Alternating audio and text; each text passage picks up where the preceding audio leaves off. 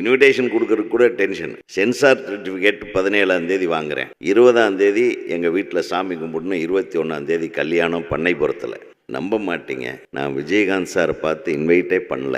நம்ம உதய்க்கு கையில் காசு இல்லாமல் போகிறானே, முதல் படம் ரிலீஸுக்கு முன்னாடி ஒரு 4 காரு டிரைவரோடு சேர்த்து அனுப்பி விட்றா அப்படின்னு பண்ணைபுரத்தில் என்னுடைய உறவினர்களை எல்லாத்தையும் அழைத்து வந்தது அவர் கார் தான். கிட்டத்தட்ட ஒரு 4-5 நாள் என் கல்யாணம் முடித்து நான் சொல்கிற வரையில் அந்த கார்கள் அங்கேருந்து கிளம்பக்கூடாதுன்னு அவர் உத்தரவு போட்டிருந்தார். 21ஆம் தேதி கல்யாணம் முடித்து 24ஆம் தேதி ரிசப்ஷன், 26ஆம் தேதி ரிலீஸ்.